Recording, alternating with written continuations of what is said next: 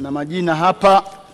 Mchangiaji wetu wa kwanza atakuwa Mheshimiwa Shamsi Vuai Nahodha, atafuatiwa na Mheshimiwa Engineer Ezra John Chiwelesa.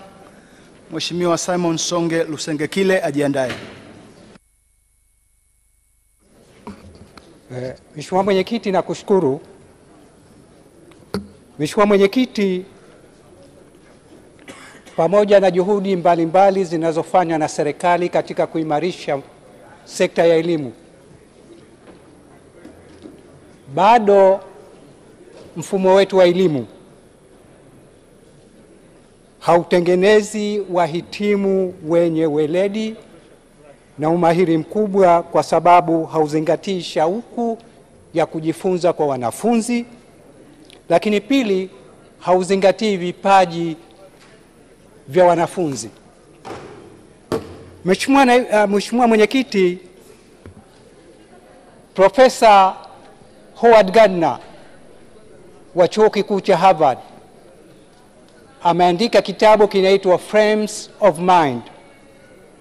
Katika kitabu chake anasema wanadamu wana vipaji vya aina 9. Mimi nitavitaja 6. Kwanza, uwezo wa kuzungumza na kuandika. Pili, kutunza mazingira. 3, kucheza michezo ya aina mbalimbali. 4, sanaa ya ufundi ya ubunifu. 5, ushirikiano na mahusiano katika jamii. Na 6, kazi za mikono na ufundi. Mheshimiwa Mwenyekiti, kwa bahati mbaya mifumo yetu ya elimu na malezi inadumaza vipaji, uwezo na karama za wanafunzi, kwa sababu inawalazimisha wasome masomo yasiyoendana na shauku zao pamoja na vipaji. Uzoefu unaonyesha watu waliofanya mambo makubwa duniani wamefanya mambo wanayoyapenda moyoni na yanayozingatia vipawa vya asili. Matokeo yake ni nini? Ya kuwalazimisha. Kama mzee ni daktari, anataka na mwanawe awe daktari. Kama ni mhasibu, anataka. Hatari yake ni nini? Inaathiri ari ya kujifunza na ubunifu. Mheshimiwa Mwenyekiti, hivi karibuni serikali imezindua sera mpya ya elimu.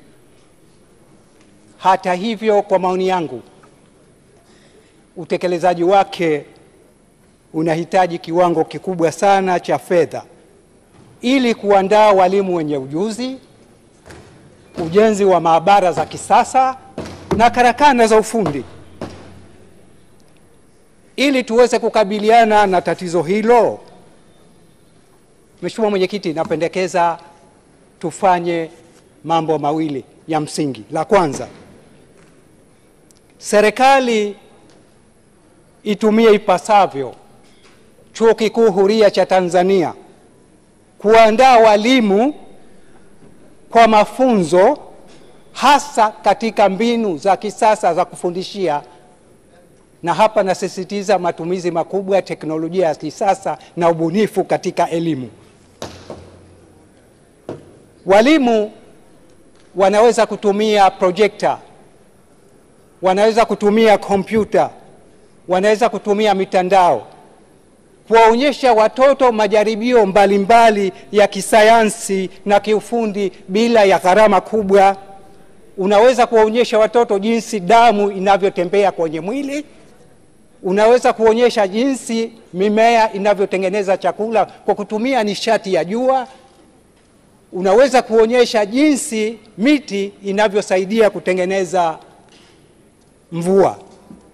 Jambo la pili, naiomba serikali ihimize matumizi ya mazingira ya shule na sayansi ya nyumbani katika ufundishaji.